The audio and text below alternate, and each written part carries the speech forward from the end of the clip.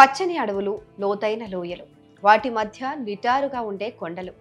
ఈశాన్య రాష్ట్రం మిజోరాంలో కనిపించే దృశ్యాలివే. ఇలాంటి ప్రాంతంలో రోడ్లు వేయడం చాలా కష్టం. అలాంటిది మన ఇంజనీర్లు అద్భుతం చేశారు.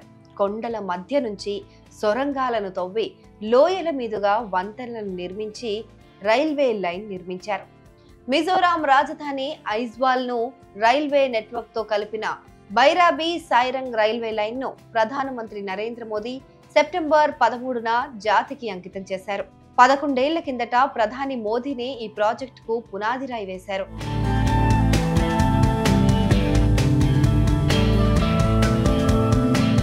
మిజోరాం రాజధాని ఐజ్వాల్కు 20 కిలోమీటర్ల దూరంలో సాయిరంగ్ ఉంది.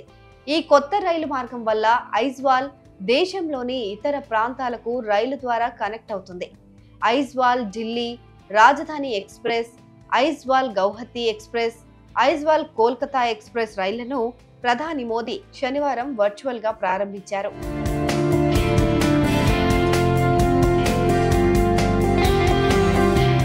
బైరాబీ అనేది అస్సాం సరిహద్దుల్లోని ప్రాంతం. మిజోరాం ప్రజలు ఢిల్లీ, కోల్కతా లాంటి నగరాలకు వెళ్లాలంటే ఐజ్వాల్ నుంచి బైరాబీ వరకు రోడ్డు మార్గంలో వెళ్లేవారు. కొండల మీదుగా వెళ్లే ఈ మార్గంలో ఒళ్ళు హూనమైపోయేది. లేదంటే విమానంలో వెళ్లడమే. ఇప్పుడు రైలు అందుబాటులోకి రావడం ఇక్కడి ప్రజలకు పెద్ద గిఫ్ట్ అనే చెప్పాలి. ఆర్థికంగా ఈ ప్రాంతానికి పెద్ద బూస్ట్ ఇచ్చింది ఇది. మిజోరాంలోనే ప్రత్యేకంగా లభించే సరుకులు ఇప్పుడు దేశంలోని నగరాలన్నిటికీ తరలించేందుకు ఓ మార్గం ఏర్పడింది. గూడ్స్ రైళ్లు రేపటి నుంచే ప్రారంభం కాబోతున్నాయి. ఈ రైళ్లు ప్రధానంగా వెదురును పెద్ద ఎత్తున తరలించనున్నాయి.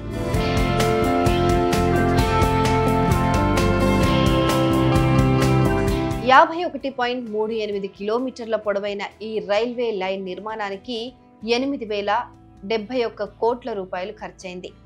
అంటే కిలోమీటర్ నిర్మాణం కోసం 157 కోట్ల రూపాయలు ఖర్చు చేశారు. సాధారణంగా కిలోమీటర్ రైల్వే లైన్ నిర్మాణానికి 14 నుంచి 16 కోట్లు మాత్రమే ఖర్చవుతాయి. కానీ మిజోరాంలో ఈ స్థాయిలో ఖర్చు పెరగడానికి ఇక్కడి భౌగోళిక సంక్లిష్టతలే కారణం. అంతేకాదు, ఏడాదిలో కేవలం 5 నెలలు మాత్రమే పనిచేసేవారు. 11 ఏళ్లు పట్టడానికి కూడా ఇదొక కారణం.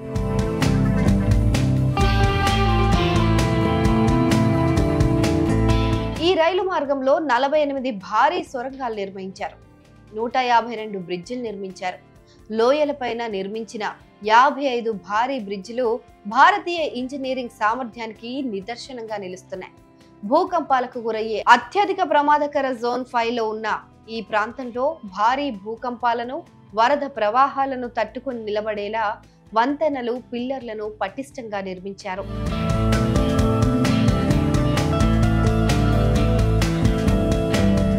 ఈ మార్గంలో బ్రిడ్జ్ నెంబర్ 144 చాలా ప్రత్యేకమైంది. కురుంగ్ నదిపైన 114 మీటర్ల ఎత్తులో సింగిల్ పిల్లర్ పైన ఈ వంతెనను నిర్మించారు. కుతుబ్ మినార్ కంటే ఎత్తైన ఈ వంతెన మీదుగా రైలు వెళ్తుంటే కనిపించే దృశ్యాలు ఎంతో అందంగా ఉంటాయి. వర్షం పడుతుంటే ఆ దృశ్యాలు మరింత మనోహరంగా కవ్విస్తుంటాయి. ఈ రైల్వే లైన్లో 23% వంతెనల మీదుగా వెళ్తుంది. దాదాపు 30% సొరంగాల మీదుగా వెళ్తుంది. ఈ సొరంగాల్లోనూ చాలా మలుపులున్నాయి. మిగిలిన 47% చాలా నిటారుగా ఉండే వాలుల మీదుగా వెళ్తుంది.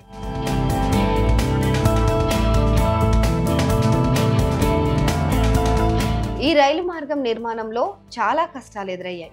ఇక్కడ పనిచేసేందుకు కార్మికులు కూడా దొరక్కపోవడం పెద్ద సమస్యగా మారింది. ఇతర ప్రాంతాల నుంచి కార్మికులను తీసుకొచ్చారు. సరైన వసతులు, ఫోన్ సౌకర్యం కూడా లేకపోవడంతో కొంతమంది కార్మికులు చెప్పా పెట్టకుండానే వెళ్ళిపోయేవారు. కొండలు, అడవులు ఉండటం వల్ల పనులు చేయడం చాలా కష్టంగా మారింది. ఈ ప్రాజెక్టులో ఉపయోగించిన మెటీరియల్, మెషినరీ అంతటినీ దేశంలోని ఇతర ప్రాంతాల నుంచే తరలించాలి. భారీ క్రేన్లను భాగాలుగా విడదీసి ఇక్కడికి తరలించి మళ్లీ బిగించేవారు. ట్రాక్ పైన వేసే ఇసుక, చిప్స్, కంకరను అస్సాం, పశ్చిమ బెంగాల్, జార్ఖండ్ నుంచి తెప్పించారు. వంతెనలకు ఉపయోగించే పెద్ద గిర్జాలను మహారాష్ట్రలోని అహ్మద్ నగర్, వార్ధాలో తయారు చేసి మిజోరాంకు తరలించారు.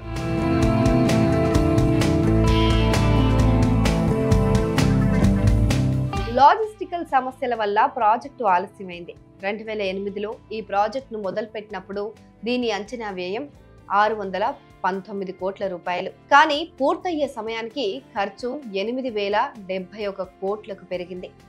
ఏళ్లుగా కాగితాలకే పరిమితమైన ఈ ప్రాజెక్టును 2008లో మంజూరు చేయగా 2014లో పనులు ప్రారంభమయ్యాయి. ఇక విద్యుదీకరణ పూర్తయితే ఈ మార్గంలో స్లీపర్ వర్షన్ వందే భారత్ రైళ్లు కూడా పరుగులు పెట్టనున్నాయి.